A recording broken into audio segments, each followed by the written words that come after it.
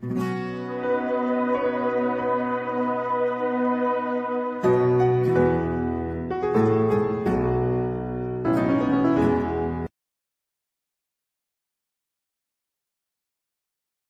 días, profesora. Buenos días, compañeros.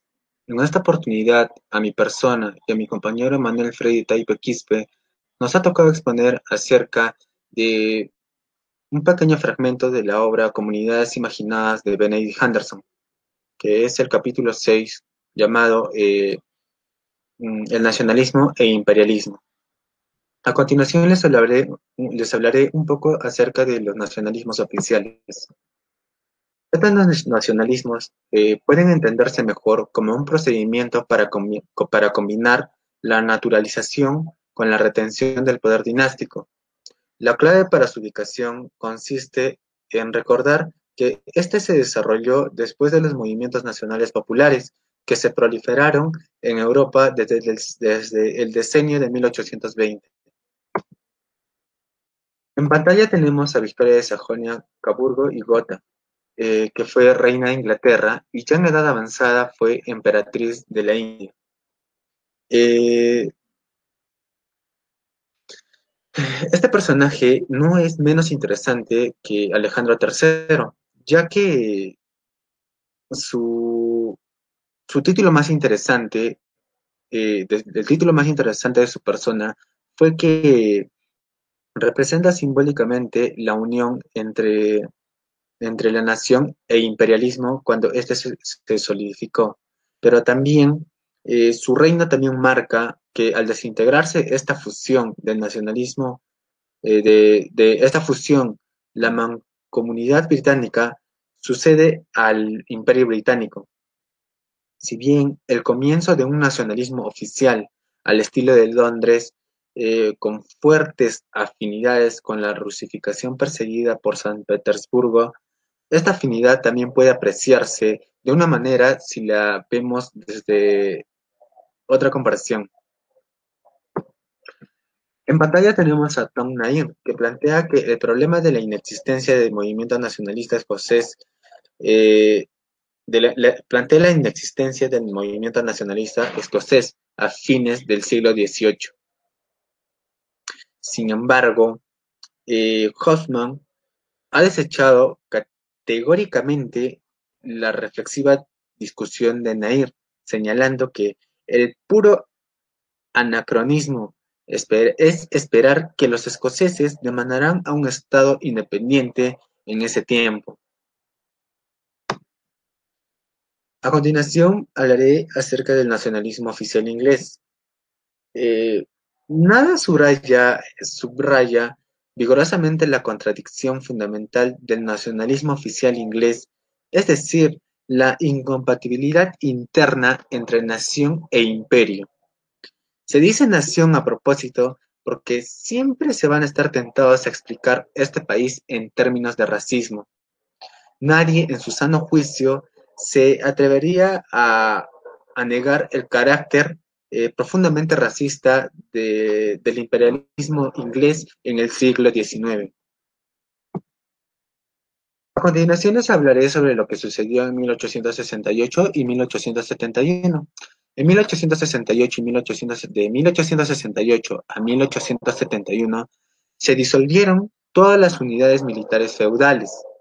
En 1872 se ordenó la promoción del alfabetismo y en 1873 Japón introdujo la conscripción.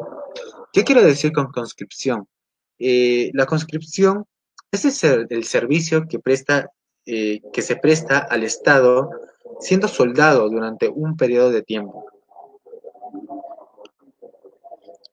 A continuación les voy a dar una pequeña conclusión, o bueno, la conclusión general de lo que yo saqué de este fragmento acerca del nacionalismo, en la que el autor estudia la tercera generación de los nacionalismos, a lo que llama él el nacionalismo oficial, durante la segunda mitad del siglo XIX.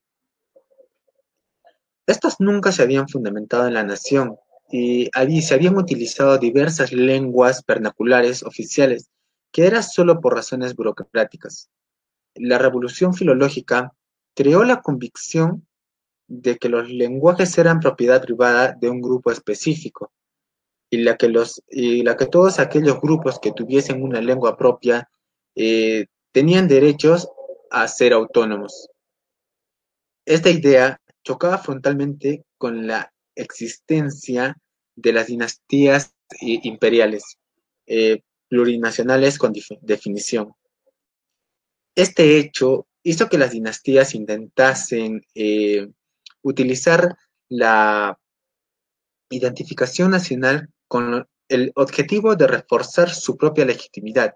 Para ello, se puso en marcha el nacionalismo oficial, que se compondrá de toda una serie de maniobras políticas y sociales con las que el imperio tratará de neutralizarse o nacionalizarse para que de este modo pueda conservar su poder o asimismo reforzarlo.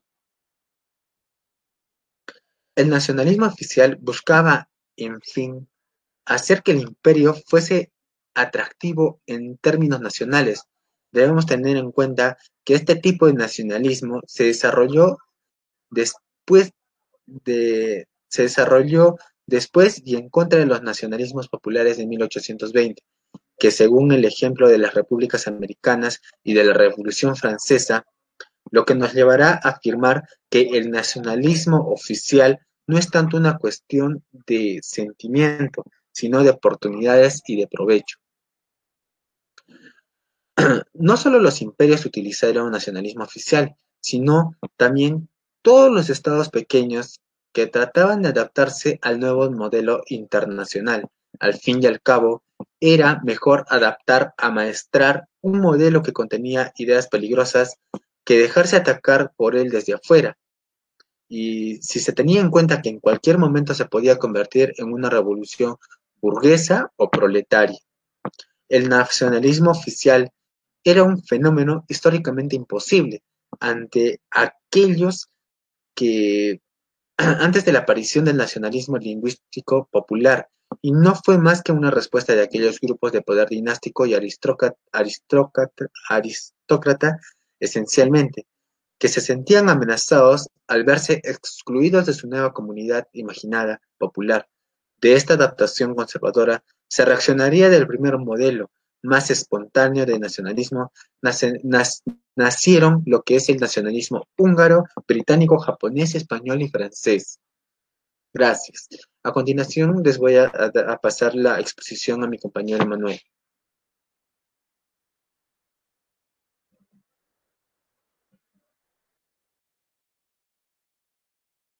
Imperialismo. El imperialismo, los ingleses en el siglo XVII fundaron colonias en Norteamérica en lo que se llamó la primera era colonialista. Y a finales del siglo XVIII, la segunda era colonista, se comenzó a colonizar Asia, que en consecuencia tuvo la apoderación de la India. Ocupación que al considerarse acabado del siglo XIX, en la que India pasaba a ser colonia suya.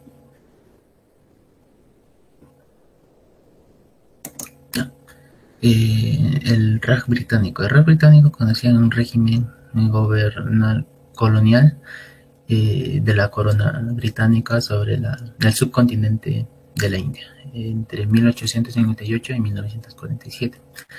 Pero el cambio se estaba gestando cuando debió renovarse la Carta Constitutiva de la Compañía de las Indias Orientales en 1813. El Parlamento ordenó la asignación de 100.000 rupias anuales para promover la educación local, tanto oriental como occidental. Y en 1823 se creó en Bengala un comité local, una de instrucción pública, y en 1834 obliga a obediencia extrema a implantar sus ideales y principios, y no daba lugar para modificar o dar plazos de equivalencia, tratados sobre convenciones, y ni siquiera promover algo igual o mejor a lo que era soportado por la población y los territorios que eran afectados por este proceso de imperialismo. sin revisar hasta qué punto de características del despotismo estuviese desarrollando en el interior de los estados que se estaba iniciando una competencia en el sistema. Se introdujo un sistema educativo completamente inglés que, de acuerdo con las inefables palabras de Macaulay, una clase de personas de sangre color indios, pero de gustos y opiniones, moral e intelecto inglés. Los territorios colonizaron experimentaron un grado de dependencia respecto a las metrópolis que estuvo en relación con el tipo de esquema administrativo que se les fue impuesto. Esta dependencia generó conflictos que despertaron una actitud antiimperialista enarbolada por los sectores locales occidentalizados. Siguiendo las teorías racistas del siglo XIX por el darwinismo social, los occidentales estaban convencidos de que la raza blanca era superior y que por esto se estaba dando derecho a que estas personas podían dominar a otros pueblos, a los que los consideraban inferiores o atrasados. La formación de estos imperios se inició aproximadamente a mediados del siglo XIX, se aceleró a partir de 1870, donde las potencias europeas se repartieron continentes.